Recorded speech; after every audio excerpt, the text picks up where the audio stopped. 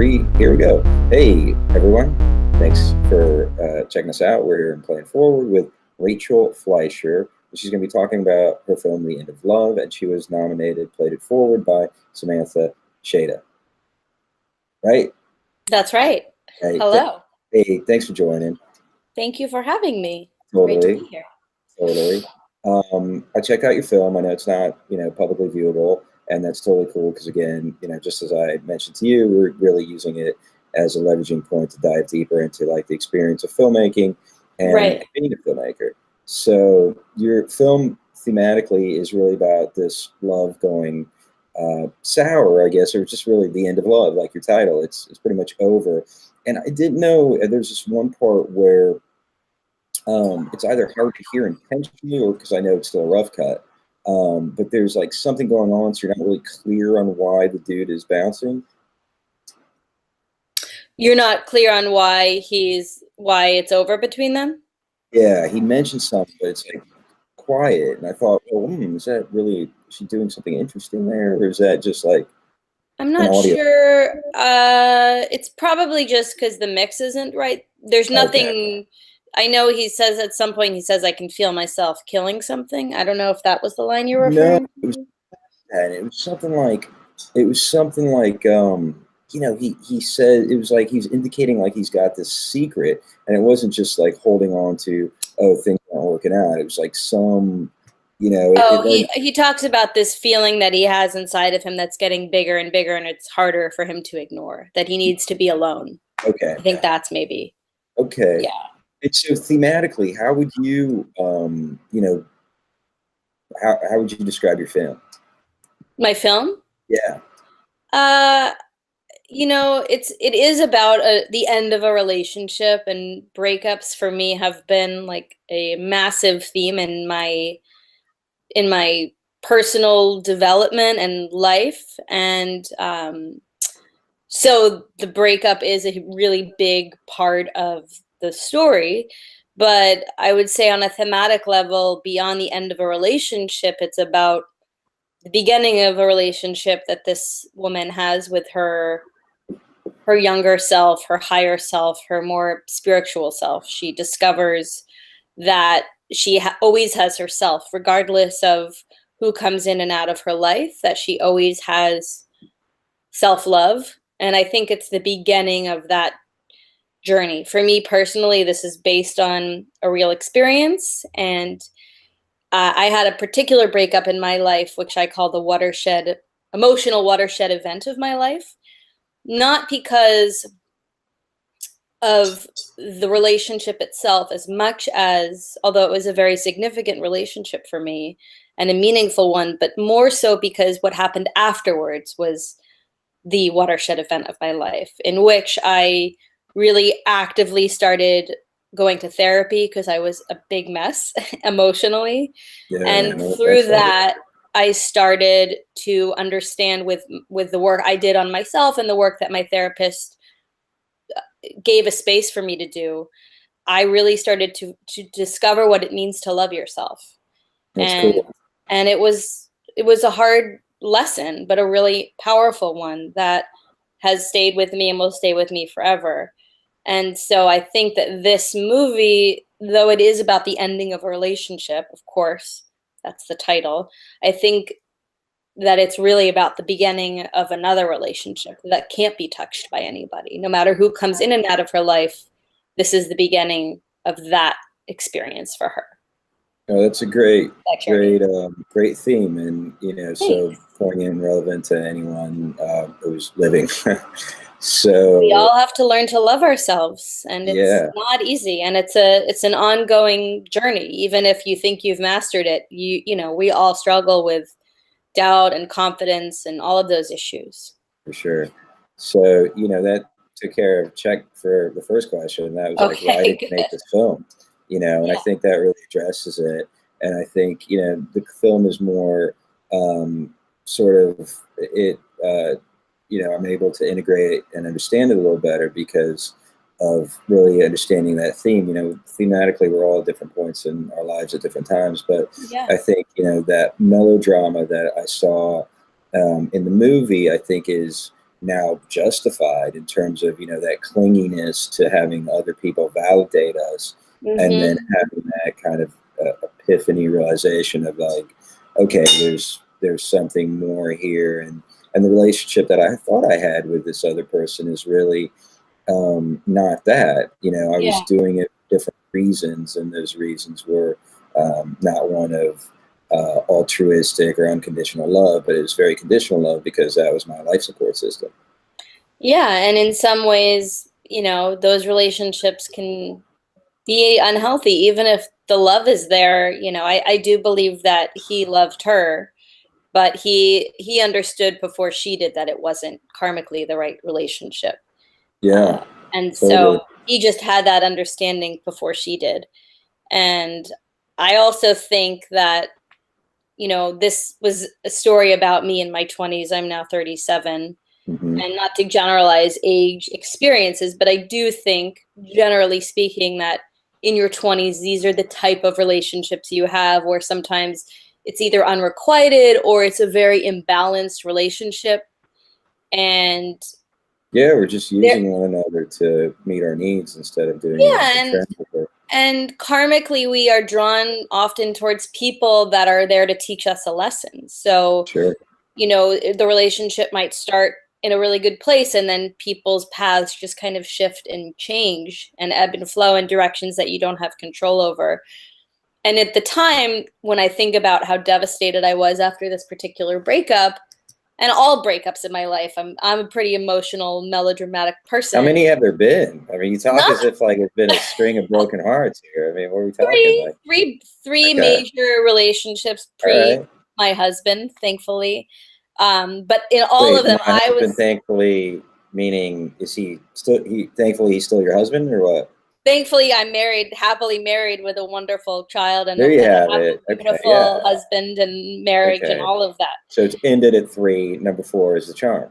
Number four is the charm. Okay. Excellent. But um, during the time when I think about how emotional and devastated I was during that experience, while I was living it, it seemed literally like the end of the world. But when I look back on it, I have a lot of fondness for the experience. And also, I can kind of see the humor in the extremity of my pain. Not to say that not in any way to delegitimize it, because it was very real. No, it makes But sense. also, Yeah. yeah, it's a Woody Allen quote from, I think, Crimes and Misdemeanors. I think Alan Alda says comedy is tragedy plus time. And I think that kind of summarizes the experience as well. So, Yeah. Well, cool. That's great. Sounds like a healed person. yes, I'm perfect now. I have no problems. Totally. All right. Well, cool. So, I mean, check for number two. I mean, what did you want to say? I think we've hit why and the what of the emotional relevance and I guess like the creative drive of the film. Mhm. So, thank you. Thank And then you. we'll move on to the third question, which is really how have you changed? What have you learned in making the film? And this means, creatively and intrapersonally. That's a great question. A couple different things. Well, I made this movie in September of 2016. I shot it. And then I basically did nothing for a year with it because I shot it when I was very pregnant. And so I ended up my son was born a couple weeks later, and I was very immersed in early motherhood and a couple other jobs and projects that came along that were more short term.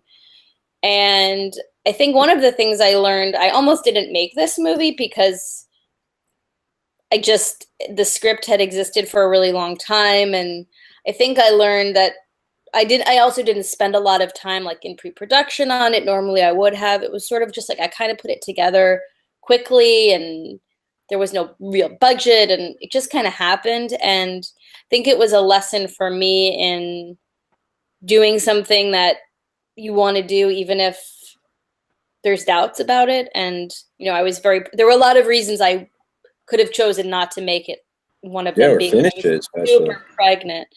Yeah.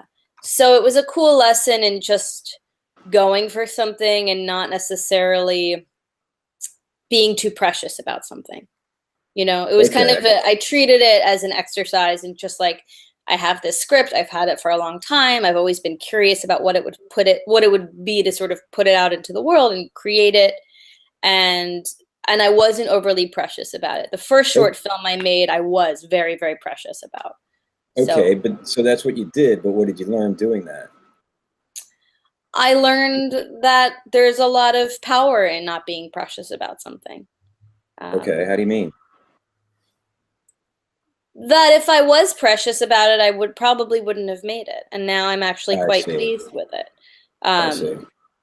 Yeah, that every project is different, that each project is not going to feel like what the last one felt like. And when you're early in your career and you have maybe success with something, or you're really attached to the way a certain thing went, it's tempting to feel like if you don't have all those exact same feelings about the next project, that it's going to be bad or unsuccessful or not have the same power it had for you in creating it. And I think I learned that even if it doesn't feel the same, it can still feel successful for you personally, regardless of what the success looks like, you know, who sees the movie, or if it gets into film festivals, or if it makes any money or distribution, like all of those more ego-driven external factors, that it feels successful just to have said, you know what, I didn't know about this, I did it anyway, and it's meaningful to me. And I learned that can, you know, so even if it doesn't get into a single film festival, that's fine. I made it for me, and that's powerful. So I think I learned that. That's cool. So there's a not to say I never had that experience in making anything before, but this, because of the little amount of time I put into pre-production, I kind of was surprised that it would be as meaningful as it has been. Uh-huh. Does that make sense? Yeah, I mean, there's a lot of, I think, open-ended things there, but I mean, some of those things are closed. I mean, the one thing that was, you know, a complete understanding for me is that, hey, you know, it's better. It's not about the fruit, but it's about the process. So yeah, actually doing it. So well said. I mean, it's kind of like, yeah, this was very much, thank you. That's a more articulate way of saying it. But yeah, this was like very much a process-driven experience for me. And I think, you know, one of the things that we're trying to do a little differently here on the show is like, we're not interested in like what festival to get into, or like, you know, it's kind of what we're interested is like, you know, we're filmmakers of different sizes, strengths, whatever. And what is the process of making a movie like, and why do we do it? And what's really the joy of that? And I mean, that's really what's most important. I mean, that's got to be a foundation if you're going to make a nice film, you know, no matter who sees it. Yeah, and I was very lucky because I worked with, I mean, it was very much a familial experience. My cinematographer, Ryan Jackson Healy, is an old friend who's shot most of everything I've done, and he's basically a brother to me.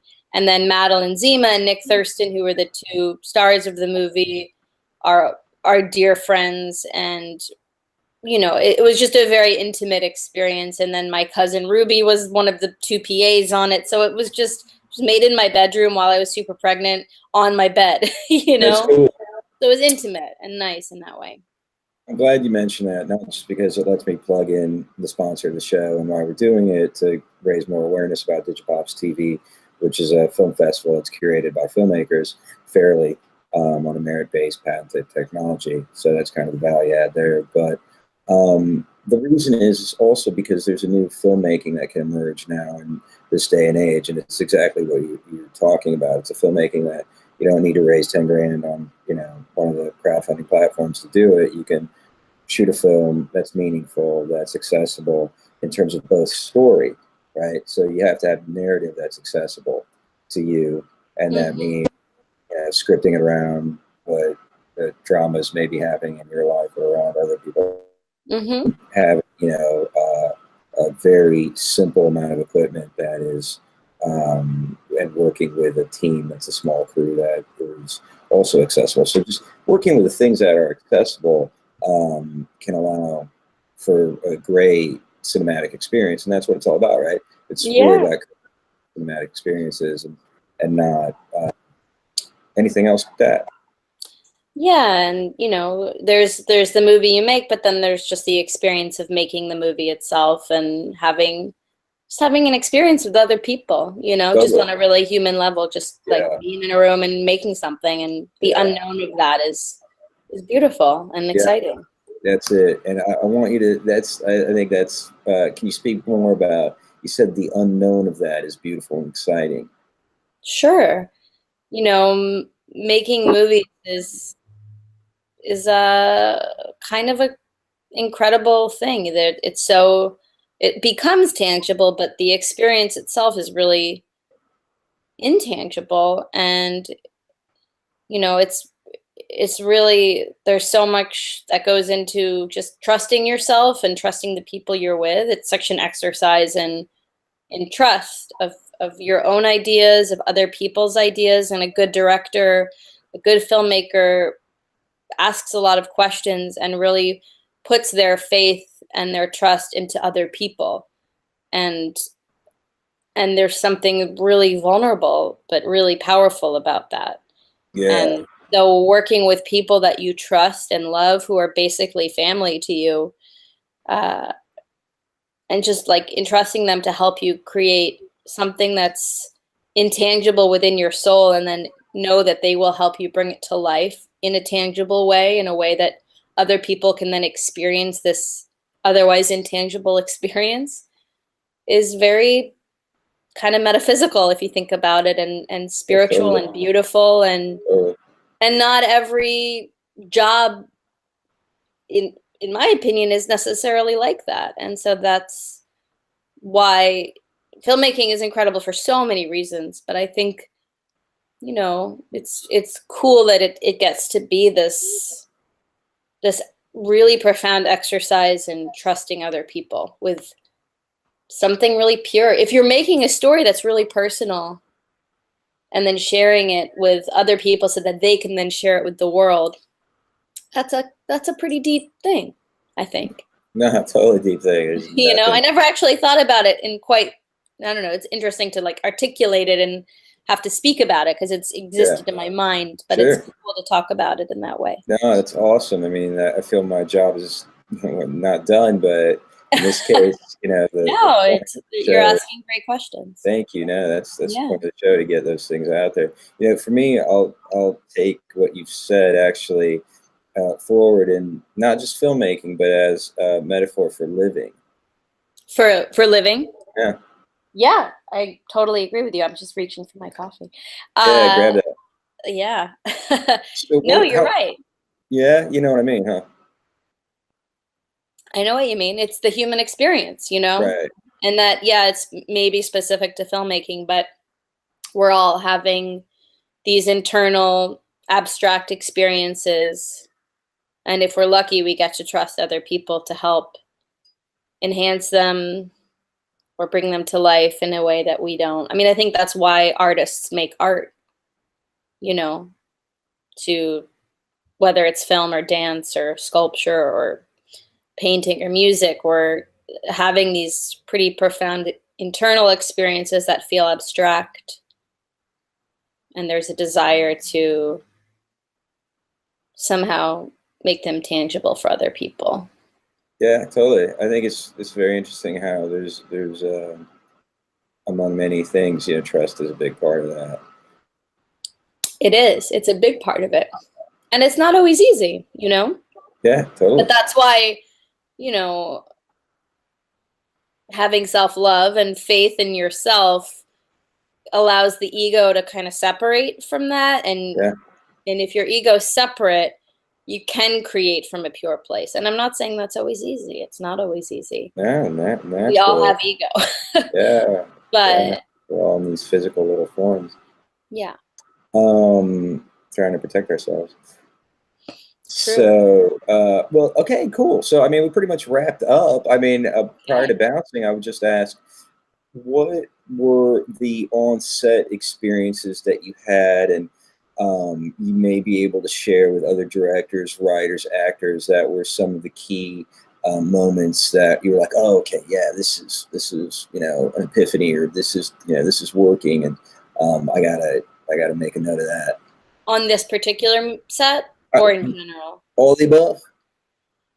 Well, I'm directing a play right now, which I've only done once. Sorry, let me set my coffee down. I directed a play in college once that my DP Ryan actually wrote, and it was so long ago because I'm that old that I don't really remember the experience. But I am directing this play at the moment. That's a series of monologues that everyone should go see. It's called Homeward LA, and they're monologues written by people that have experienced homelessness. So I'm learning a lot right now from that experience, and it ties into what I learned on set of this film. I think a huge part of directing is just asking questions, It's not presuming that you know everything. Again, it comes back to having faith that the actor, the performer, has everything that they need, and you're really there just to give them the confidence and give them the tools to access whatever's within them. You have to work with whatever the actor has. You can't, casting, of course, is everything when making a movie. And if you don't have a good actor, it doesn't matter how good of a director you are, you're not going to get a great performance. So that might not be a new thought, but it's certainly a big one, especially with a movie like this, which is just really a character-driven performance piece, ultimately. So I definitely think casting is a huge thing. Yeah. That directors do. It's a huge percentage of your job. If you get good actors, you don't have to do a lot, I think. Yeah, and let's maybe like to be less, I don't know, harsh on the actors instead of good. Maybe what you mean is right for the role kind of thing. Well, it's both. Yes, right for the role and good. I mean, you gotta have talent, but yes, of course, you have to cast appropriately. Yeah, but it's so weird, like talent and then letting talent out, and like the head trip of being an actor. Like there's so much, and that could be like a whole book. But yeah, agreed. Basically agreed. What do you look for and I've got a lot of sympathy for these actors, man. They're just used and bruised and abused. Anyway, what do you look at like for what? Besides like, it's like this genocide clock kind of thing, they just got to pop in the performance. I mean, how do you, give me a tactile experience of like what you look for? What's that thing that makes you say, okay, yeah, this guy's or gal can do it? Well, I love when an actor brings all of who they are into a role, even if the person that they're playing is completely different. I think that that's always has to be the foundation you create from. Otherwise, it's not authentic. So even if you're, an incredibly open-hearted, big, boisterous personality and you're playing someone who's really shy, I still think you have to start from a place that's authentic and then build on that. So one of the things I look for is an actor who really has access to who they are. I don't like when I look for authenticity. I just want someone to be real. Yeah. Then you can build on that and you can tweak it and you can adjust. But if you don't start from that real place, it's just so immediately apparent that it's not real. People have to be real. So I really like when, obviously there's someone like Woody Allen is incredible playing himself. And that's not always easy to do.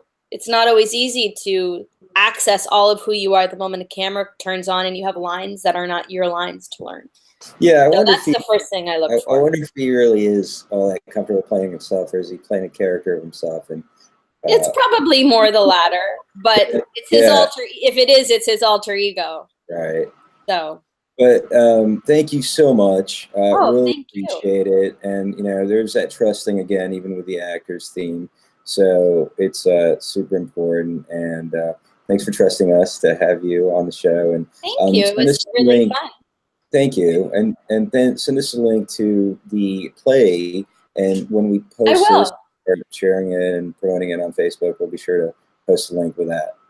Okay, great. I would love that. And yeah, the movie is just getting finished now. So hopefully in the coming weeks and months, it'll be viewable in festivals and online, and I'll keep you guys posted. But thank you for the time and for asking such thoughtful, insightful questions that made me actually think in new ways. I appreciate it. Our pleasure. Thanks. All right. Have a good weekend. You too. Have a great one, Rachel. Bye-bye. Peace. Go March this weekend, everybody.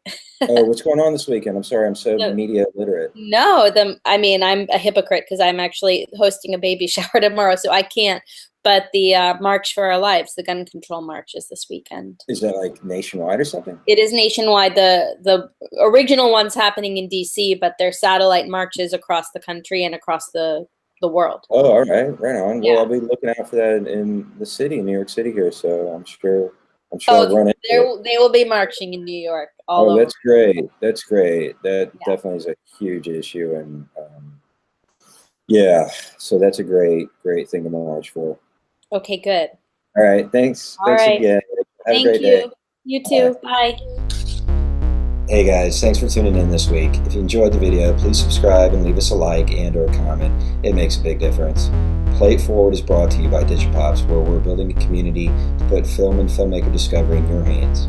Here, filmmakers and fans, the creative class, recognizes each other fairly and transparently through a community-curated film festival each quarter. It's coming soon. Thank you.